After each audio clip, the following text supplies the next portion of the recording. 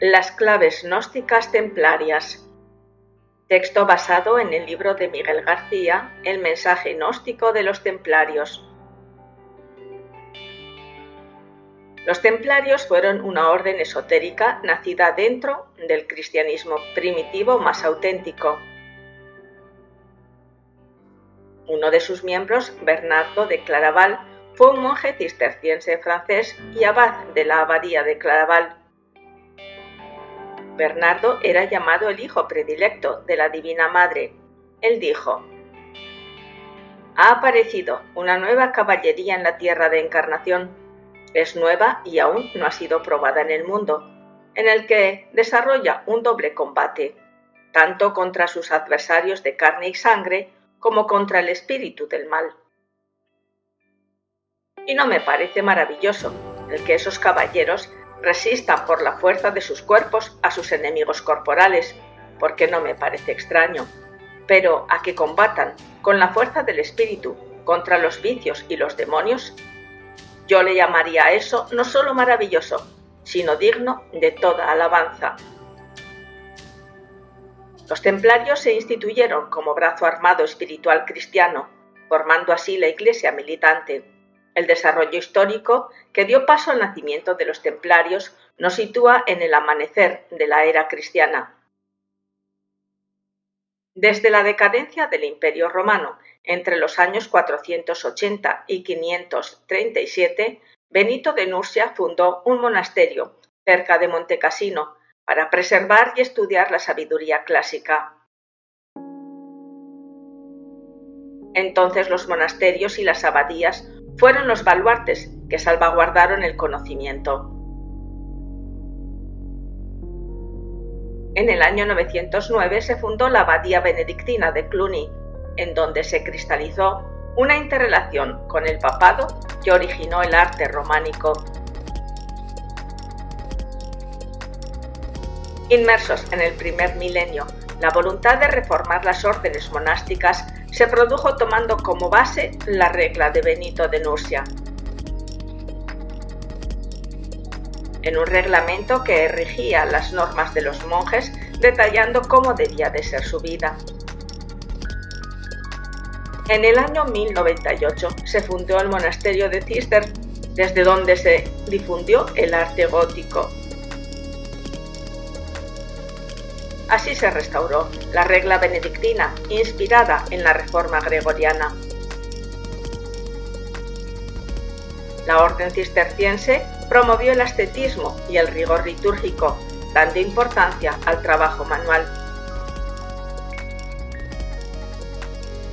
Corría el año 1104 y, terminada la primera cruzada convocada por el Papa Urbano II, se encontraba en Tierra Santa el conde de Champagne, Hugo I, recuperando valiosos manuscritos que revelaban el enigma del Santo Grial y que mostraban las auténticas claves de la antigua y de la nueva alianza, veladas desde tiempos antiguos.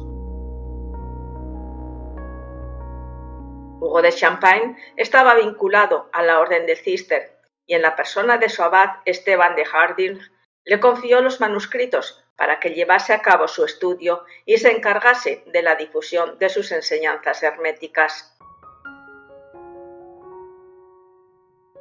La Orden del Císter fue llamada así por haberse establecido originalmente en la ciudad y en la abadía de Cîteaux.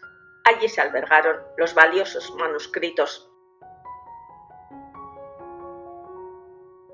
A partir de entonces se originó un impetuoso movimiento interno en la Orden del Císter, que culminaría con la formación del Temple.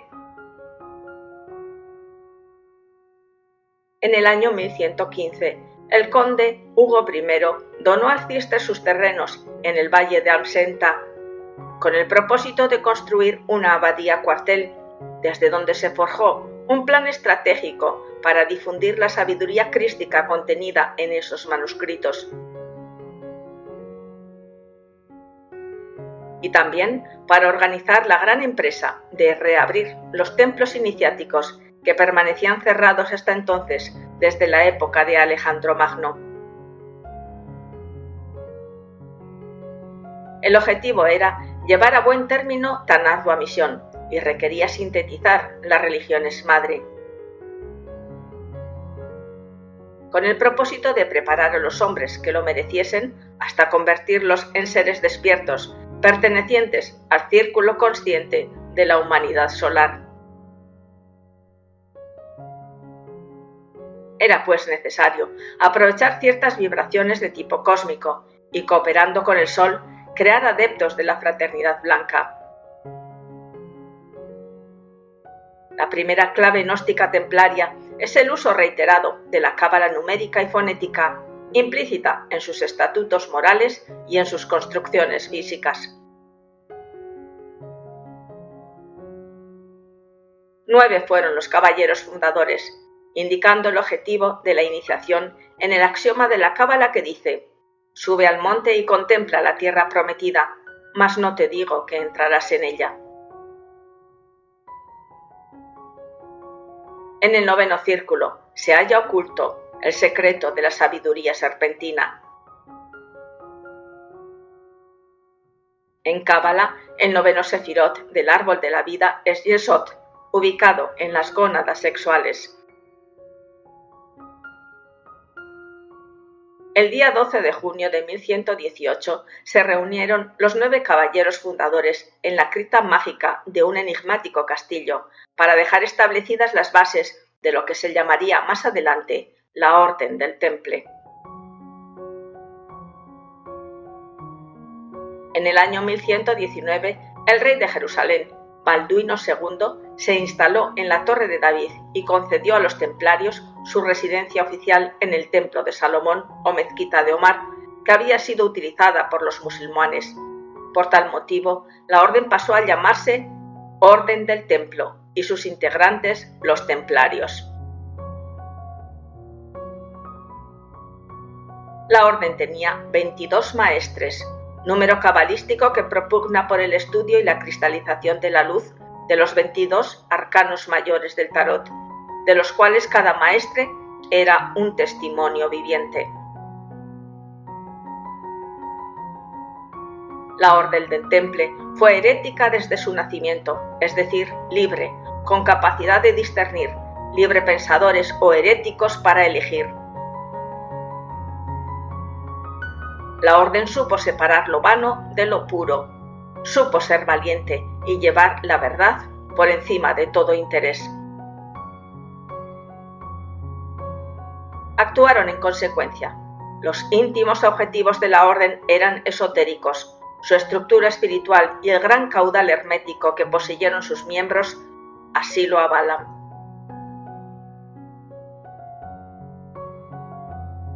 Ser un caballero templario indicaba a una persona que poseía las claves de la sabiduría y que había edificado en su interior el traje de bodas del alma o los cuerpos existenciales superiores del ser, conocidos como el To Soma Liakom de los alquimistas.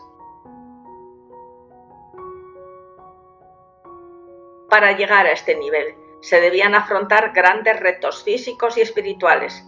En primer lugar, habría que pasar por masón o el que construye el templo, y después a templario o el que ya se convirtió en el templo vivo de Dios.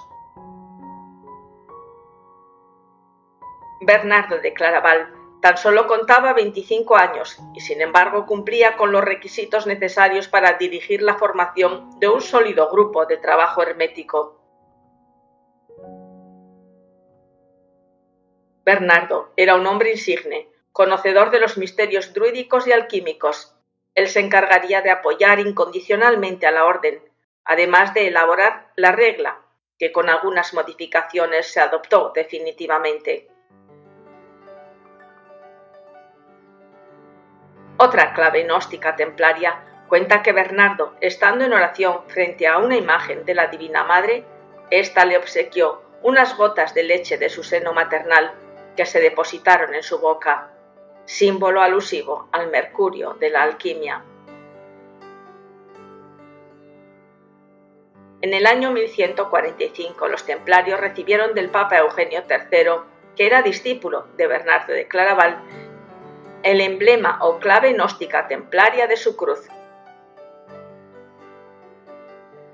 Este distintivo era el más alto privilegio que se podía conceder a una orden de caballería. La cruz roja sobre el manto blanco representa al fuego sobre la pureza del alma y a los 4 puntos cardinales, así como los 4 elementos de la naturaleza: fuego, aire, agua y tierra.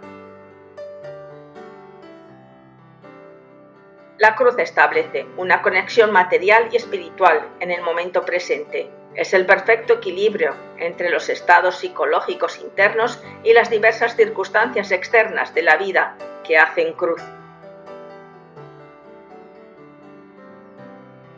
La magnífica cruz alquímica templaria, al ser de brazos iguales, invita a la muerte psicológica porque no hay cabeza.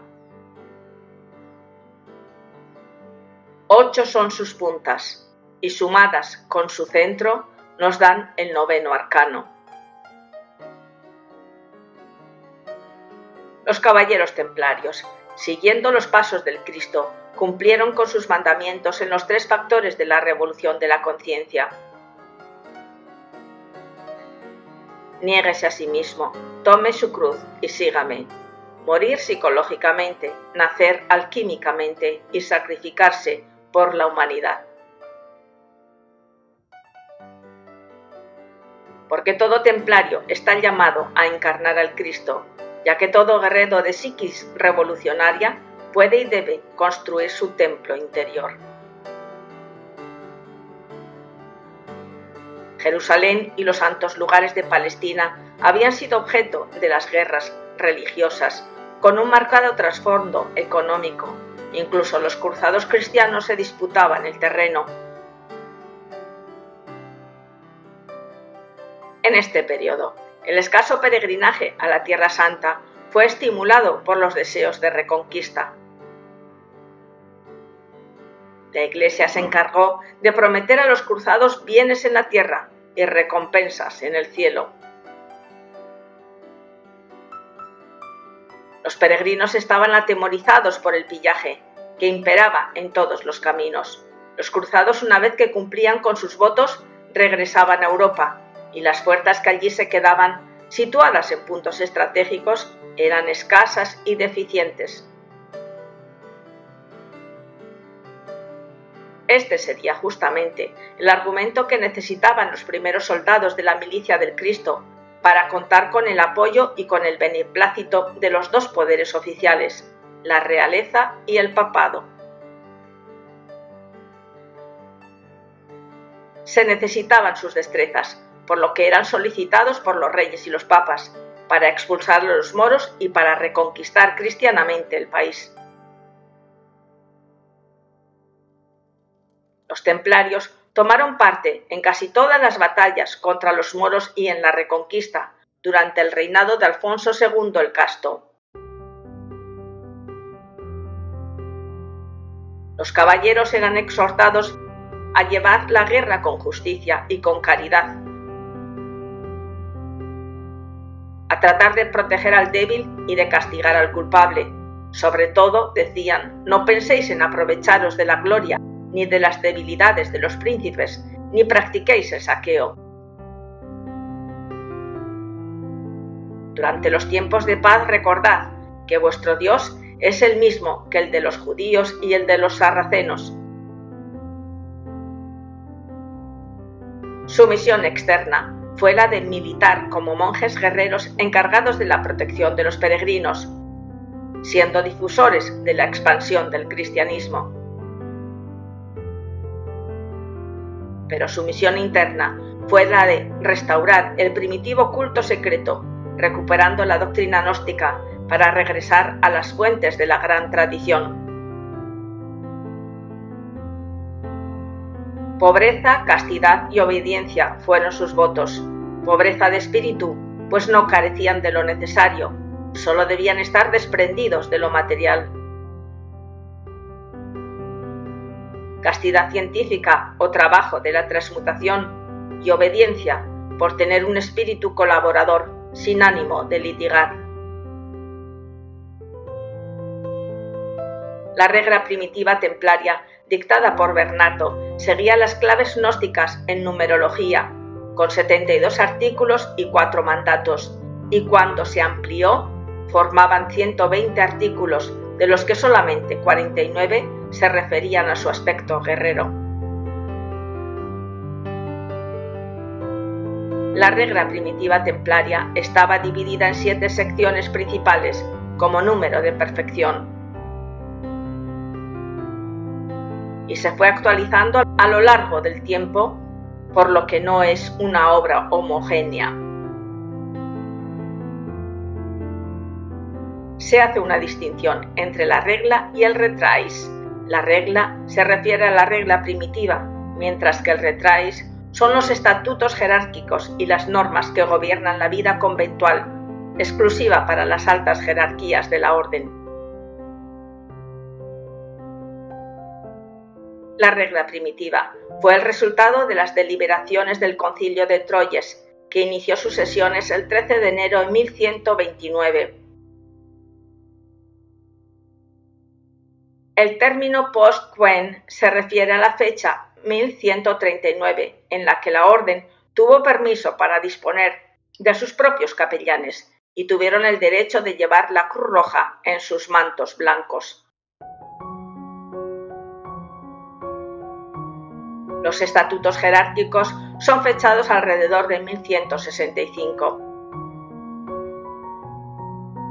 El rápido crecimiento y la asunción de nuevas responsabilidades por parte de la orden les obligaron a dotarlas de una jerarquización formal. En el estatuto jerárquico, desde el maestre hasta los sargentos, se fija el número de caballos, escuderos y demás sirvientes, así como el equipo a los que tenían derecho cada miembro. Se dan instrucciones sobre cómo acampar, el comportamiento que se debe observar durante la marcha y cómo actuar cuando el mariscal da la orden de cargar. Sobre las penitencias, el estatuto describe las 9 infracciones antidisciplinarias por las que un miembro podía ser expulsado de la orden, además de 31 actos que podrían conllevar a la pérdida del hábito por el tiempo afín con la gravedad de la falta y la conducta del infractor. El caballero templario deberá reunir en su profesión de fe la más pura diligencia y la más firme perseverancia, unido en el espíritu de la alegría y de la hermandad. En el estatuto se les instruye a los caballeros en la manera en que debían acoger a los hermanos, diciéndoles: poned a prueba el alma para averiguar si viene de Dios.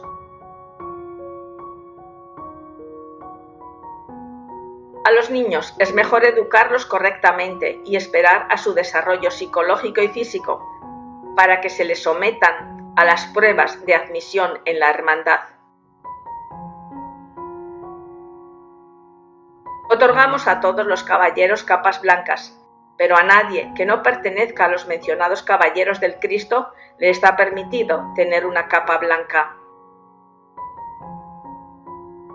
De tal manera que quienes han abandonado la vida de la oscuridad puedan así reconocerse los unos a los otros, como habiéndose reconciliado con su Creador a través del signo de los hábitos blancos, los cuales significan pureza y completa castidad. Las normas exhortaban: expulsad a los malvados de entre vosotros, tenéis que separar a las ovejas perversas de la compañía de los hermanos fieles.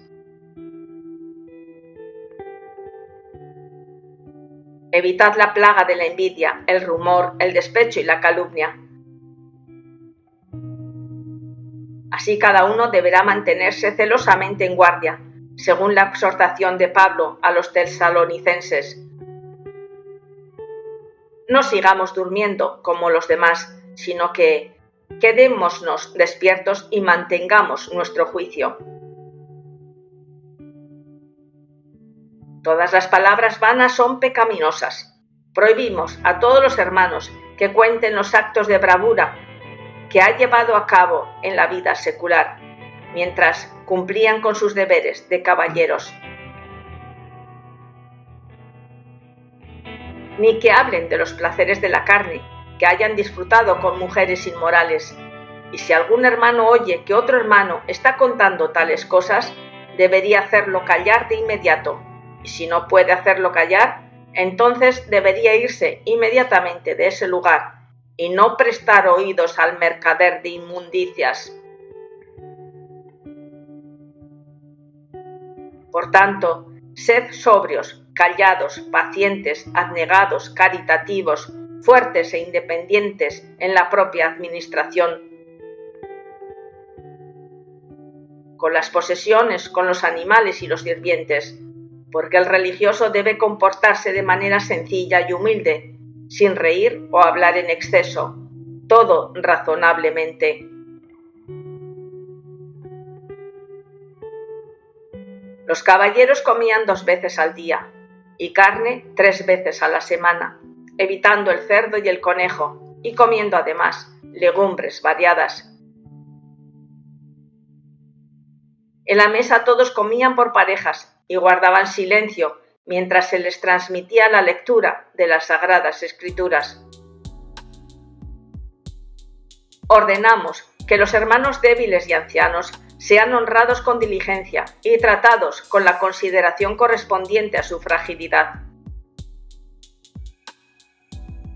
y siendo atendidos debidamente por la autoridad de la regla en todas aquellas cosas que son necesarias para su bien físico, para que no sufran penuria ni incomodidad alguna. Para librarse de la Inquisición, añadieron la regla en la que se prohibía el trato con las mujeres. Que ninguna dama sea admitida como hermana en la casa del temple, para que así la flor de la castidad pueda mantenerse por siempre entre vosotros. Y al igual que los cátaros, con los que mantuvieron estrechos lazos, se proponía el ayuno en todas las fiestas de la Iglesia, quedando excluidos de obligatoriedad los ancianos, débiles y enfermos en general. Así se construye la Jerusalén celestial interna, alegoría de la Jerusalén celestial, de los cielos o mundos superiores de conciencia. 12 son los cimientos de la ciudad celestial, 12 partes autoconscientes del ser que se deben autorrealizar, 12 apóstoles con sus 12 puertas. El caballero del Cristo es un cruzado permanentemente comprometido en un doble combate contra la carne y contra la sangre y contra las potencias espirituales, porque el cielo se toma por asalto. El caballero del Cristo avanza sin miedo, está en guardia, ha cubierto su pecho con la cota de malla y su alma con la armadura de la fe. Provisto de esas defensas, no teme ni a los hombres ni a los demonios. Avanzad con tranquilidad, caballeros, y capturad con corazón intrépido a los enemigos de la cruz del Cristo. De su caridad, vosotros estad seguros, ni la muerte ni la vida podrán separaros de él. Qué glorioso es vuestro retorno de vencedor en el combate. Qué bienaventurada es vuestra muerte de mártir en el combate. Aristócratas, señores, reyes y papas les otorgaron múltiples donaciones para apoyar la causa de la cristiandad, confiándole grandes sumas de dinero, así como bienes materiales.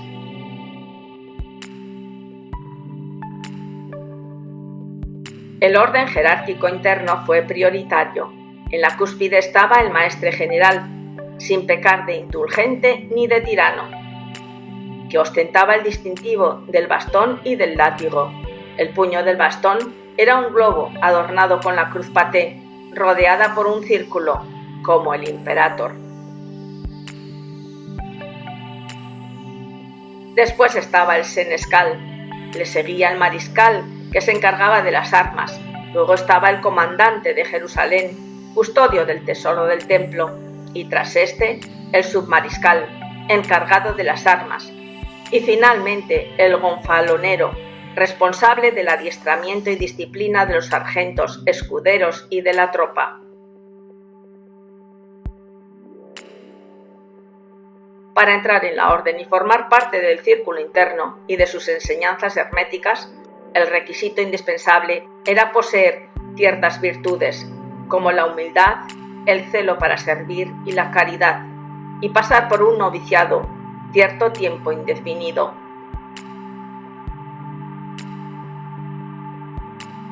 Al igual que en los misterios egipcios, el aspirante era convocado por la noche en una sala vecina a la iglesia o al templo.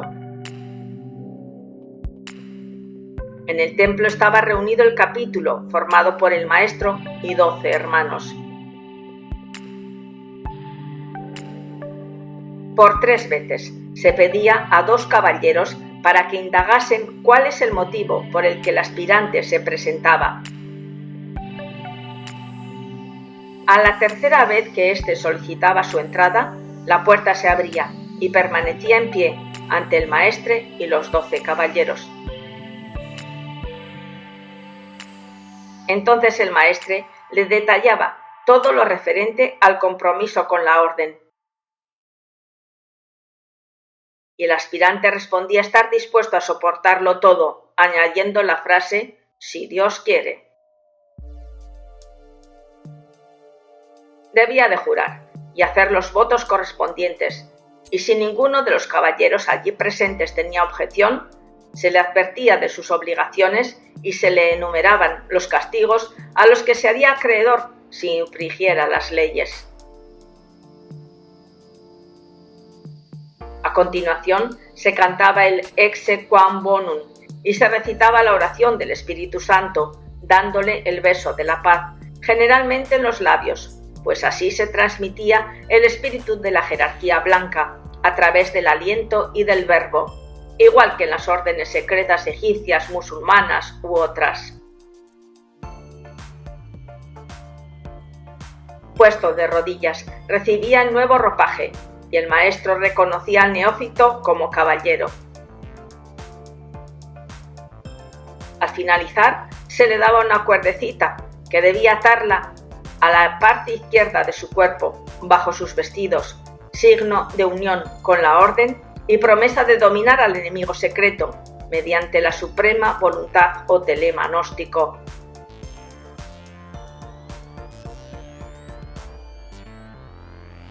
Os hemos dicho las cosas que debéis hacer y de las que debéis guardaros, y si no os hemos dicho todo, es porque decir no podemos hasta que vos lo demandéis, y que Dios os haga hacer y decir bien. Nuevas claves de redención para el alma madura. Su advocación debe ser total a la Divina Madre, como directora de la Orden, pues ella dirige los pasos del trabajo esotérico. Ella da la maestría. El sello de 2 caballeros sobre el mismo caballo es muy ilustrativo. El caballo simboliza al íntimo, Atman, el cual tiene 2 almas, una femenina, Buddhi, y la otra masculina, Manas. Su trabajo humilde llevará al neófito paulatinamente hasta formar parte del círculo interno y conocer la auténtica misión esotérica de la orden. Entonces será bautizado con el fuego y con el agua, y le será revelado el misterio del Baphomet y del Abraxas. El nombre de Baphomet debe leerse según la cábala fonética y en un sentido inverso. Está compuesto por 3 abreviaturas: Ten, Of, Af, Templis Omnis Onibus Pacis Abbas, o el Padre del Templo, paz universal a los hombres. El Baphomet de los templarios es un símbolo alquímico de la piedra bruta, la piedra negra, la piedra Kaaba, que hay que blanquear y darle forma cúbica perfecta en la esfera de Yesod. El Baphomet en sí mismo es portador de la fuerza solar o masculina y de la fuerza lunar o femenina, por eso es un ser andrógino, pues contiene los dos principios. El Baphomet representa el inicio de la gran obra. Es la carta número 15 del Tarot. El fin de la orden templaria fue urdido por resentimientos, ambición, envidia y odios. Los caballeros fueron acusados en un inicuo proceso de ser demasiado condescendientes en el deber de combatir a los infieles y de favorecer a los sarracenos, que eran los esoteristas islámicos, propugnando por la unificación espiritual. Porque trabajaron paralelamente con un grupo de guerreros sufíes, encargados de preservar, custodiar y expandir el espíritu de la religión de Mahoma. Tanto el temple como estos sufíes sintonizaron esotéricamente y de su alianza surgió un modelo de organización muy similar. Ambas cofradías recibían órdenes directas de la Logia Blanca, estando algunos de ellos encarnados en los maestres y encontrándose también grandes iniciados entre sus respectivos monjes guerreros para difundir las claves gnósticas templarias. Tal como la afirma Elena Petronila Blavatsky y don Mario Rosso de Luna, esta gran fraternidad sufí, o los hermanos de la pureza, todavía existe en el secreto. El viejo de la montaña era un gran adepto del Líbano, que desde el silencio vigilaba la pureza de la verdad. El complot, pues, se fraguó desde tres ángulos. Primero, por los intereses del feudalismo y de la realeza amenazados por la expansión de la orden. Segundo, por el patrimonio y tesoro del temple, codiciado por el rey Felipe IV de Francia el Hermoso. Y tercero, por la Santa Inquisición y la Orden de los Dominicos, que por envidia y fanatismo impulsaron la tortura para destruirlos. Así, por la falta de vivencia directa, el fanatismo sustituyó el poder de la voz del silencio del corazón tranquilo, imponiéndose el dogma como bastón de poder en la especulación intelectual. En el año 1312 se disolvió la Orden del Temple por el Papa Clemente V. La Orden de los Pobres Caballeros del Cristo y del Templo de Salomón finalizó. El Papa Clemente V cedió a las presiones de Felipe IV. La Iglesia romana hizo todo lo posible para anular todo vestigio de los monjes guerreros a través de sus inquisidores y del poder oficial. La Orden de San Benito fue el peor de sus enemigos. Como no podía dirigir al temple, crearon otra orden de caballería, los Gaudems o Hermanos Alegres, que tras el proceso se quedaron con gran parte de los bienes templarios. El inquisidor Guillermo de París, confesor y cómplice del rey, dictaminó el arresto a todos los miembros de la orden, inculpándolos de herejía y solicitando el apoyo del brazo secular. Cuando las persecuciones inquisitoriales comenzaron, los templarios se reunían en salas capitulares, sótanos, cuevas y subterráneos para celebrar secretamente los rituales de los sagrados misterios gnósticos, pero públicamente celebraban el culto católico en las iglesias y capillas.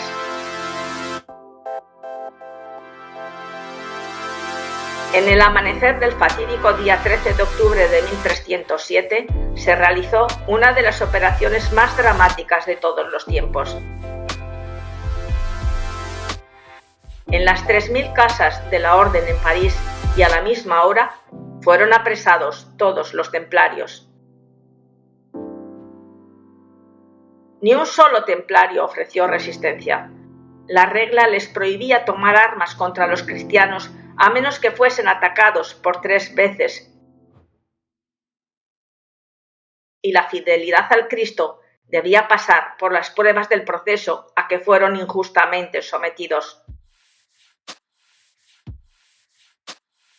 Fueron apresados, encarcelados y torturados para poder arrancarles las absurdas confesiones que comprometiesen no solamente a cada miembro como individuo, sino sobre todo a la orden como institución.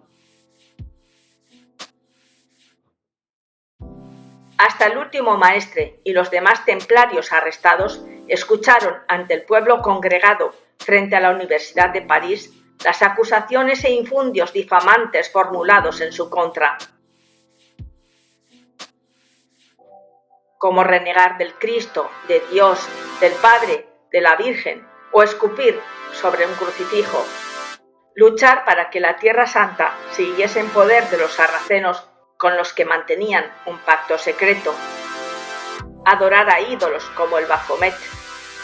Ser brujos y alquimistas. Aconsejar prácticas sexuales degeneradas. Ser apóstatas y herejes. O darse besos donde acaba la espalda. En España, a pesar de ser declarados inocentes en los concilios de Salamanca y de Tarragona, se les confiscaron todos sus bienes. En Portugal, siendo absueltos, pasaron a formar la Orden del Cristo. En Inglaterra, fueron apresados y convocados al concilio celebrado en la iglesia de San Pablo, en Londres, en donde por falta de pruebas se les declaró inocentes, procediendo no obstante por decisión papal a su disolución. En Alemania se convocó un concilio en 1310 en Maguncia, en el que se presentaron los templarios al mando de su maestre Hugo, conde de Silvestri y de Ring, quienes demostraron su inocencia. Aunque los absolvieron, también confiscaron sus bienes. Tras la disolución del Temple, algunos de sus miembros se unieron a la Orden Teutónica.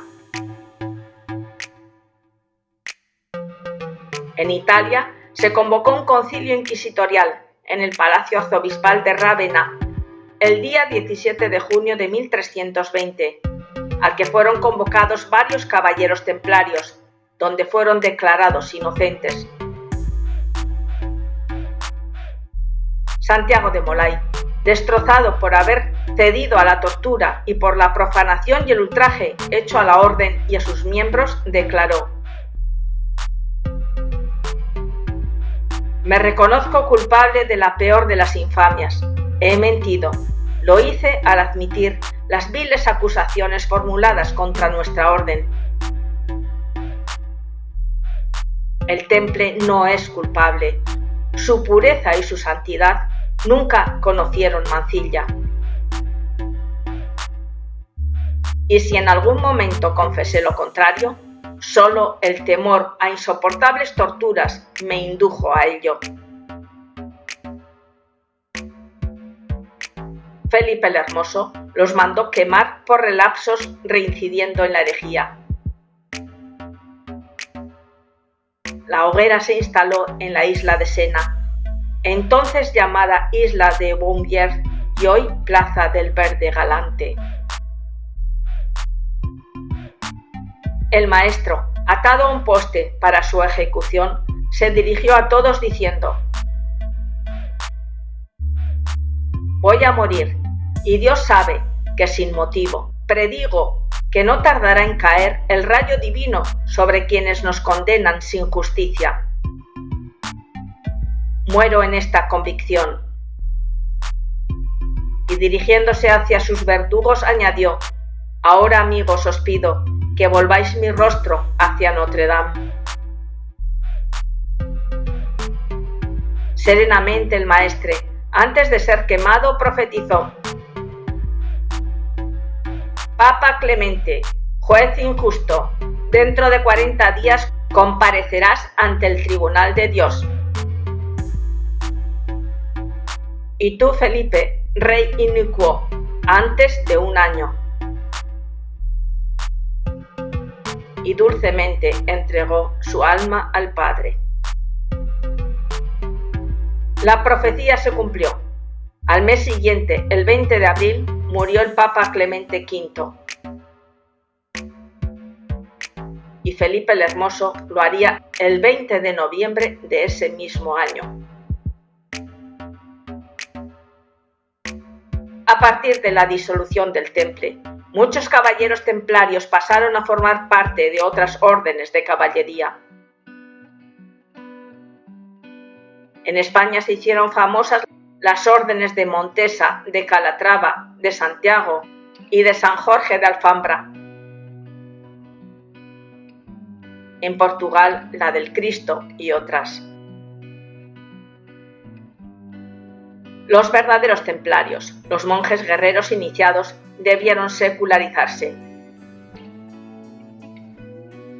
Desde entonces se reunieron en secreto en Malta, en número de 13, procedentes de diferentes países. Entre ellos se encontraban algunos príncipes religiosos, reyes y políticos. Por más de 150 años, las construcciones templarias se distribuyeron por toda Europa, difundiendo las claves gnósticas. En España abundan en todo el Camino de Santiago y en toda la geografía española, donde sus enclaves y asentamientos siguen enarbolando la luz de la gnosis atemporal. Rendimos un sincero homenaje a estos guerreros espirituales, soldados de la psiquis revolucionaria, que, formando parte del círculo consciente de la fraternidad solar, permanecen con nosotros, siempre activos por amor a la humanidad, hasta el final de los tiempos. Oración templaria. Nos, caballero de la Orden del Temple, pobre soldado del Cristo, al servicio del hombre universal, por la gloria de Dios y bajo el signo de la cruz de sangre y de luz, elevamos nuestros pensamientos hacia las jerarquías vivientes, a través de las esferas creadas en la gran unidad cósmica. Y en el nombre del corazón flameante, símbolo del amor y del fuego creador, llamamos en nuestra ayuda a las inteligencias angélicas de los elementos en sus reinos respectivos. En el nombre del Cristo, la estrella llameante, pedimos su asistencia y que permanezcamos en el pensamiento de la unidad de la orden en su egregor terrestre y supraterrestre. Somos uno con la orden en el tiempo y en el espacio, que Dios, por nuestro intermedio, la mantenga en su pureza y le dé la potencia para la única gloria.